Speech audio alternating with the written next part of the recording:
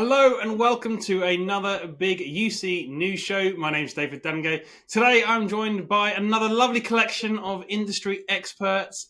Welcome everyone. Let's do a few introductions and let's go around the room. We have Evan Kirstel, welcome. Blair Pleasant, John Arnold, Craig Durr, Zias Karavalla, and my co-host for today, Mr. Rob Scott. I hope you're all well. Doing great. Yeah. Doing good. So, Rob, should we dive straight into some news headlines? What is first on the agenda? Well, we thought we'd bite off, a big chunk of the apple to start with, David, and talk about Microsoft. And we're not going to be talking about Copilot keys on keyboards. We're actually talking about Copilot itself and its, I suppose, its trajectory, its impact on the marketplace, and Microsoft's most recent announcement that they're going to be giving it to small businesses. And this may or may create an opportunity for the market. David, it's over to you. Yeah, absolutely. So, I mean, this is a bit of a momentous moment in time for Microsoft. They have hit the $3 trillion market cap milestone, the second company ever to do so. Microsoft has been on a growth trajectory, well, forever, but it seems to have just about accelerated. What are we talking about today? Well, Copilot is now available for those small businesses.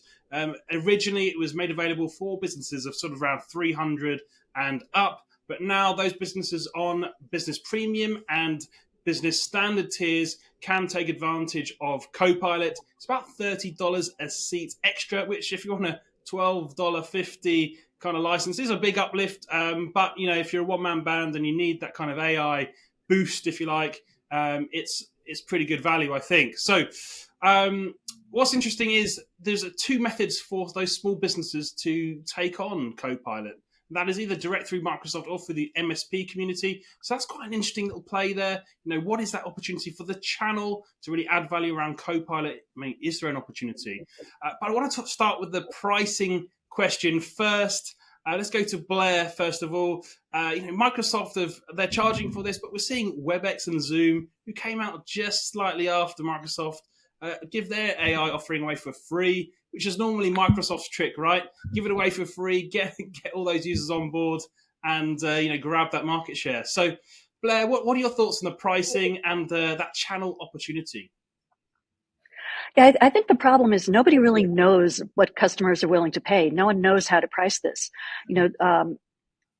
AI, the processing power alone, it's not cheap. It's not free for these vendors. So everyone is really trying to figure out what's the right price point. And, Microsoft has kind of put a stake in the ground and everyone else is like, well, maybe that's good. Maybe it's not. No one really knows is the thing.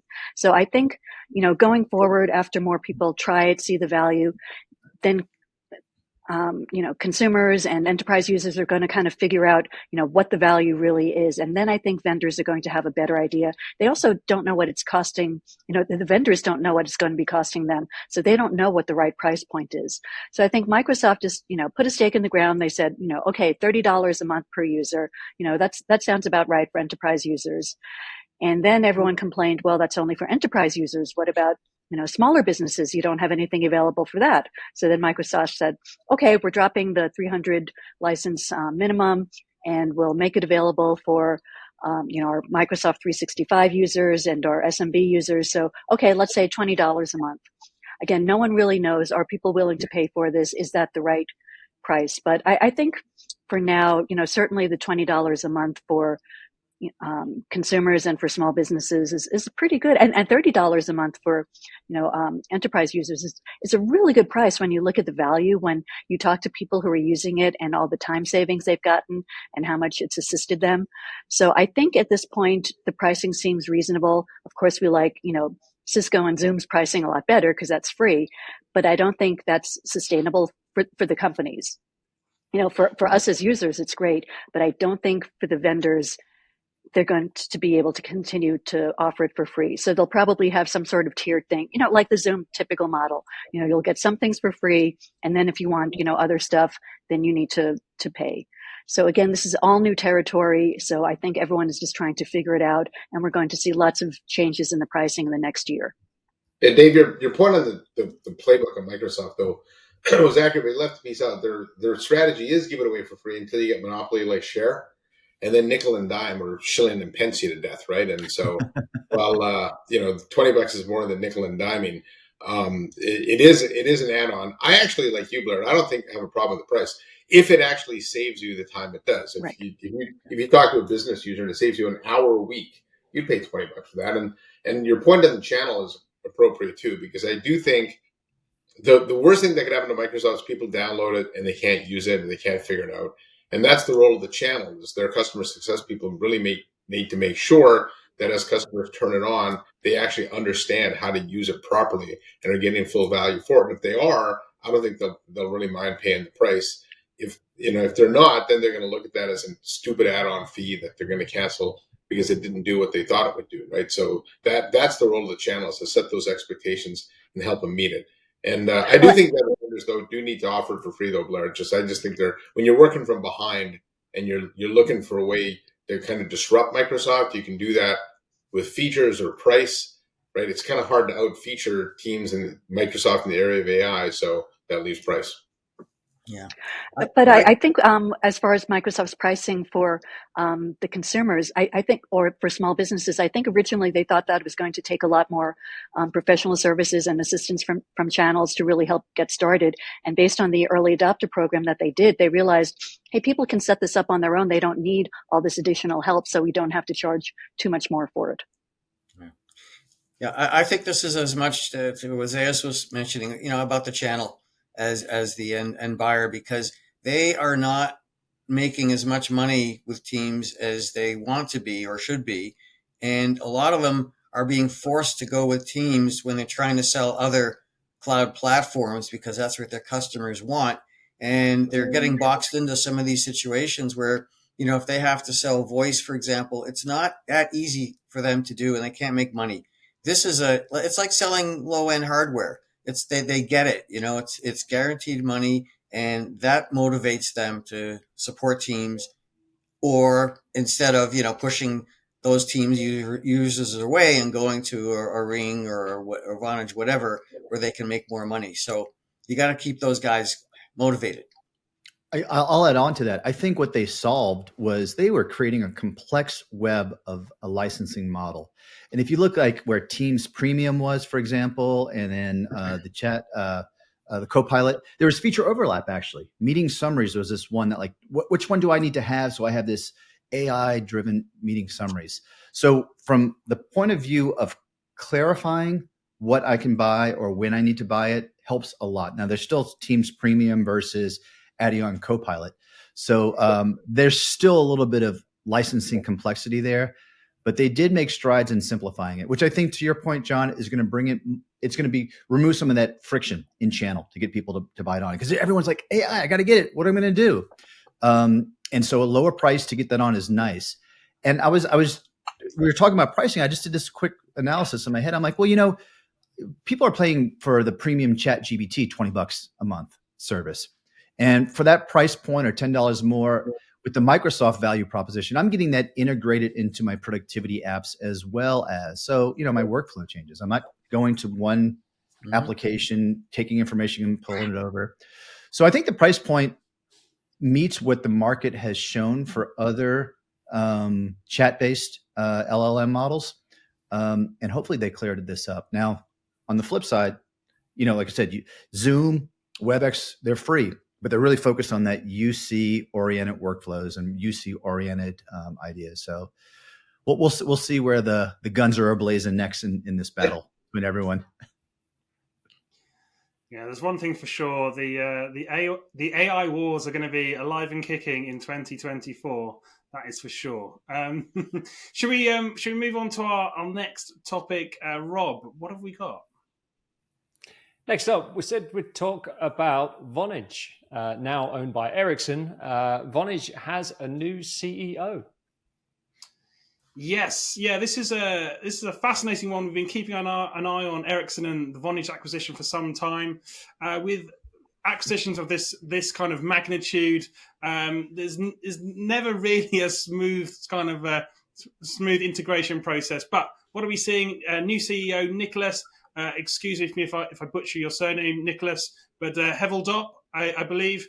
Nicholas has been instrumental within the Ericsson business already. He's a bit of a rock star over there from a North America point of view. He's been really credited with driving a lot of that North American business through Ericsson. But since Ericsson has acquired Vonage, they've actually written off about half of the value of Vonage, which is not a great indicator to how that's gone thus far. So there's a few sort of question marks being been hung out there by some of the investors. Vonage, that acquisition, Vonage was neither a leader in sort of technical excellence or even market share. So it's kind of a middling sort of player, which was interesting. So there are some question marks there. There's a big decline in share price from an Ericsson point of view last year. They kind of had a great Q4 though. So 2024 is all to play for. So what do we think here? Let's go to Evan first. What is the future of Vonage like under Ericsson? What are you thinking about this sort of situation right now? Well, timely topic. I just booked my travel and Airbnb at Mobile World Congress in Barcelona. So we'll be learning and seeing a lot more. But it was a tough week for Ericsson. Revenues down across the board, like 25%. North American revenues down 40%. So really facing headwinds with their, key 5G infrastructure driver. We've kind of reached peak 5G investment. So really challenging, even in markets like India, where the next big wave, they were flat there. So they've got to look to other avenues for opportunities, investment revenue, and there is a renewed interest from the carriers in things like CPaaS and things like the Open AI and AI initiatives that are happening, as well as delivering more business communication services, being less hostage to consumers. So that should bode well for Ericsson, but they haven't done much with Vonage as far as I can tell. And I think this is a sign they're going to start taking this market and the Vonage offering more seriously and take it, more widely and deeper into their customers. Yeah, this was long overdue. I'm surprised. Rory did his job, right? He came in to sell the company, and he sold it at the absolute peak of where the valuation. I was $6.2 billion for Vonage, right? You think about what that would be in today's money, where they'd be valued. It'd be a lot lower than that. So Ericsson. Now, with that being said, I've always felt that if an acquisition is a good acquisition, you really can't pay too much, right? If you look back, and Cisco had paid 10 times what they paid for Celsius to get them in the VoIP space, it still would have been a good deal, right? So from a Vonage perspective, they need to figure out how to take, or Ericsson, they need to figure out how to take Vonage and have it transform the company. And the vision was always to take really the next mode part. You mentioned CPaaS, Evan, and I think that was really the crown jewel of the acquisition. Can you build that into the infrastructure? And they haven't. At Enterprise Connect last year, I thought they did a pretty good job of outlining to the analysts what they were going to do. I haven't really seen much execution from them along that path. So the vision's there, and we'll just hope that the new CEO coming in is really a person that can execute on that vision. And if it is, I think they got a chance of making the Vonage acquisition something. And if not, it goes down in history of another one of these acquisitions people overpaid for. Yeah, they did do a good job talking to the analyst at Enterprise Connect last year, but it was all mobility and it was all CPaaS. And as Zia said, we really haven't seen that. I'm wondering what's going to happen. Like, is Vonage going to be just a regular UC player anymore? I don't see them, competing with, just in the UC space. I see them basically a CPaaS player, and now they're going to be a mobility player. And I think as far as, the standalone UC vendors, I don't see them anymore. It's all CPaaS, and it will be mobility. Well, even prior to the acquisition, they weren't really a serious UC player. I mean, they had a good offering for small businesses and stuff, but they never captured a ton of shares. So for Ericsson, they are a mobile company, right? And I think they've never really figured out how to crack enterprise. And so people are buying private 5G. That's not going to be from a Nokia and Ericsson. That's going to be from, an Ethernet or Highway 9 or Salona or something. And so for them, their ability to attach Vonage to their mobile infrastructure and then sell a bunch of higher level services is important. And so I don't, if they bought them, so people would buy Ericsson UC, no one's going to do that, right? So I think to your point, Blair, that is what they need to become. Does in your opinion then, does the Vonage brand name have value still for Ericsson? Is that name have longevity? I don't think so. Yeah. I don't see it. This is becoming more and more of a European story, which is great for those European analysts who aren't getting enough attention, right? I've always seen this as Inside a story joke. to get into the enterprise, and Ericsson is kind of they're shut out of markets like China, of course, so they have to look where there's opportunity. So I think at the end of the day, like you say with Nexmo, Zias, the pool of developers that they have, and I think just as importantly, they have 700 carrier relationships globally, so they have the footprint to deliver services over almost any network into the enterprise. And I think, enterprise plus 5G plus an apps platform for programmable comms is probably going to be their strongest pipeline into, as you say, cracking the enterprise market. So that might lead us into our next story. We're seeing this another sort of change at the top at GoTo. We're seeing this more and more and more in the market right now.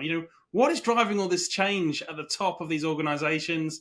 Zias, what are you seeing? And, are we going to see more of this through 2024?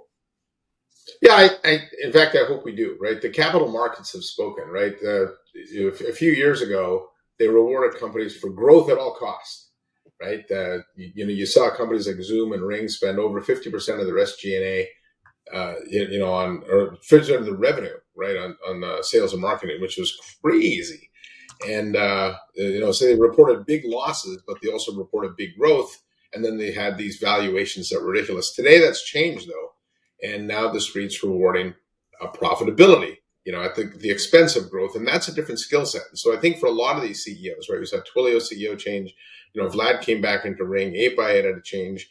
It's really now trying to hunker down and try and run a profitable organization, understand how to grow your customer base, but also your ARPU within the customer base. And so it is something that I hope we do see more of, because it's a different time, and it's good to bring some new talent into this industry, specifically the GoTo. I mean, look, this company has floundered. They were one of the pioneers of the space, and they have done nothing but flounder through the Citrix ownership, the private.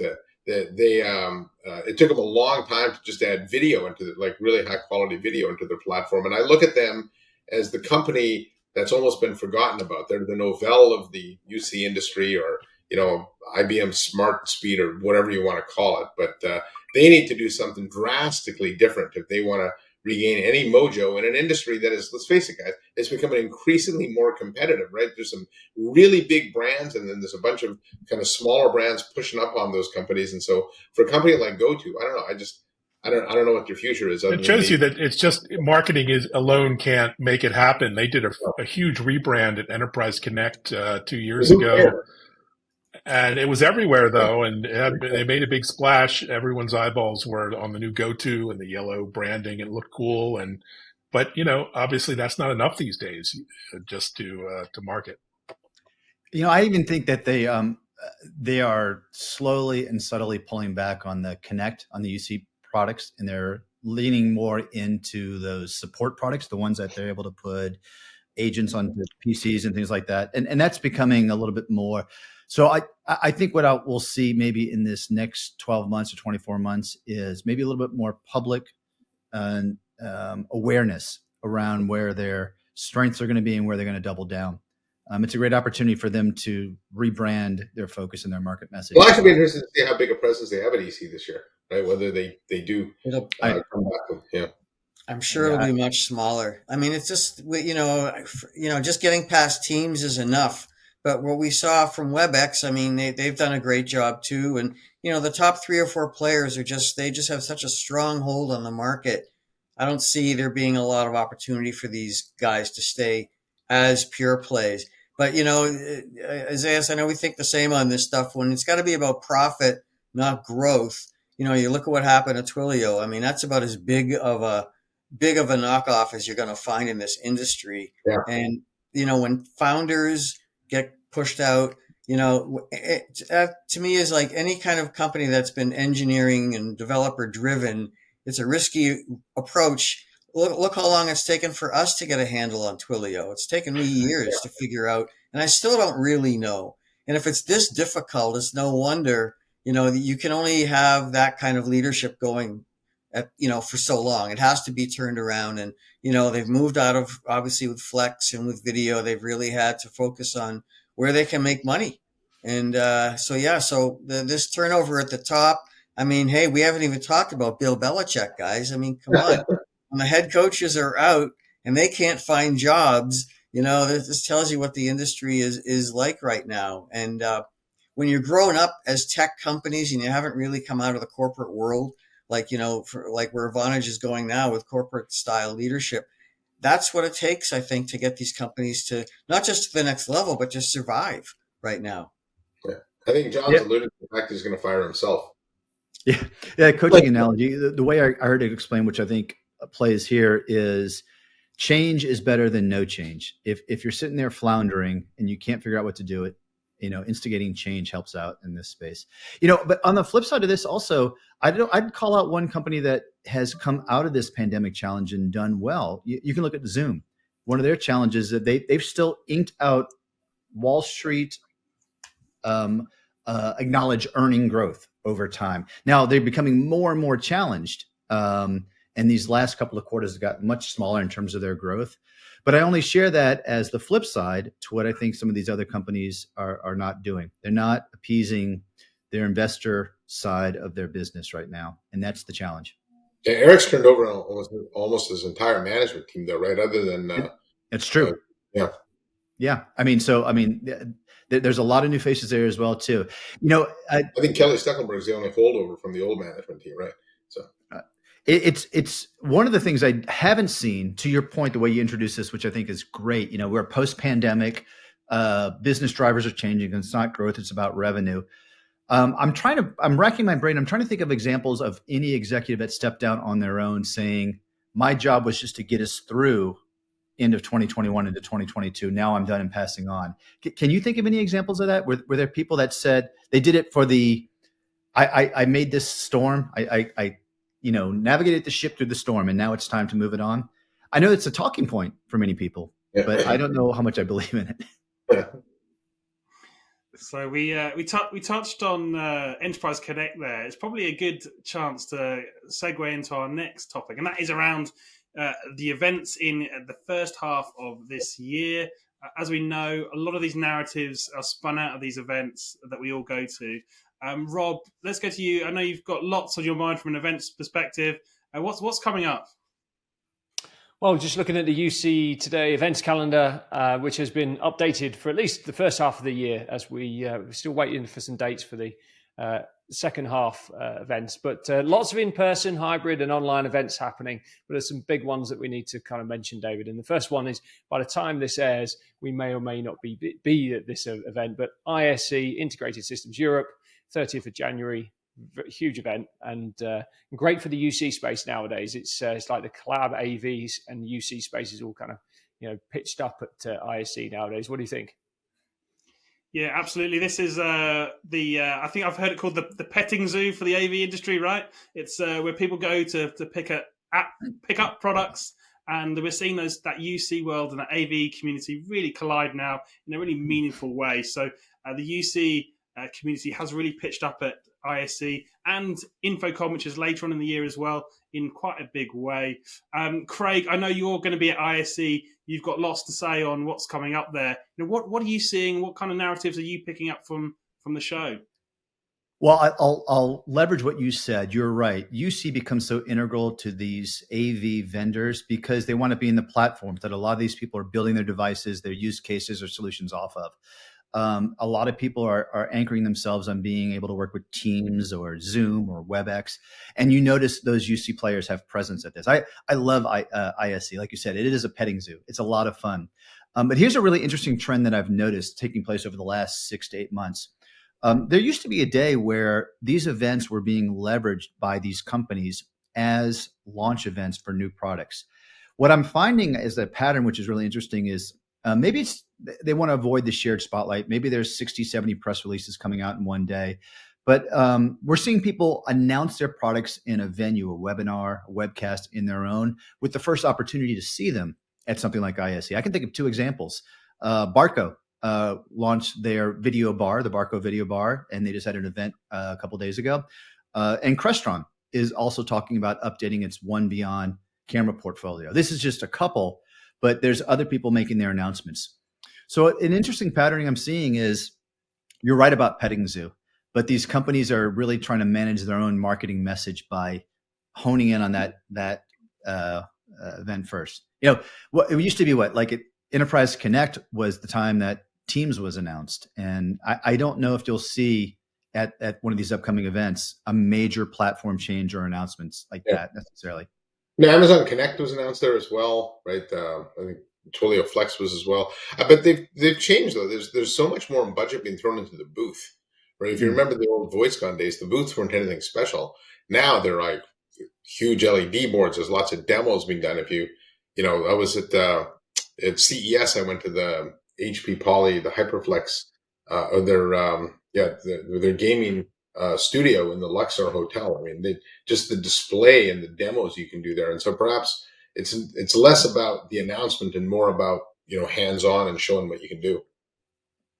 It's good. And the one thing I think ISE does really well for the European market, and then Infocom, they get in users, in buyers, IT decision makers present. They still have that, because I think, like us, there's a great chance for these people to go and see and experience these products and solutions in those expo floors. I agree with you on that. It's becoming an integral part of what's taking place. Yeah, it's sort of the CES playbook. I mean, if you can have a cool demo or an onstage presentation, live stream, you get, tens of millions of earned media from influencers and the YouTubers and that whole community. So why invest in, paid or advertising when you can generate buzz online and with social? I think the next step in the ISE playbook here is it's going to be the evening parties, right? Help us secure great invitations to evening parties, everyone out there. That's all we want. Okay. No, I'm just teasing. But my point is, you're going to continue to carry that exclusive feeling, that marketing feeling, the buzz to these other events as well, too. And those, again, give those vendors the opportunity to take people off site, go to a certain area. They really control the environment and try and make it a very special experience. Yeah, we spoke about ISE there, but I think let's talk about some of the other events coming up after ISE. Rob, what's coming up after ISE? Well, we got Cisco Live Europe, 5th of February. We got IT Expo, 13th of February. Certainly those two, and then we got 2 big ones. We got the Channel Partners USA, 11th of March, and then Enterprise Connect, 25th of March. So we've got some great events coming up. But I'm especially looking forward to getting out and about again and actually touching and feeling some of these products, that are being launched, because there's some fantastic solutions on the market right now. Absolutely. So if you're out at an event and you see one of our illustrious panel, don't forget to come and say hi, have a chat, say hello. And we look forward to seeing you all there. I think that's probably a great there's a number place. of there too. Just so you know, Ring Central 8x8, Verizon, Comcast. I mean, they've all got the events coming up too. So we should get some news coming out of those too. Yeah. Fantastic. So that's probably a great place to end today's discussion. I'd like to say thank you so much to my panel, Zias, Blair, Evan, John, Craig, and of course, Mr. Rob Scott. Thank you very much for watching. If you like today's conversation, please give us a like and a share on social media. That's it from me. See you next time.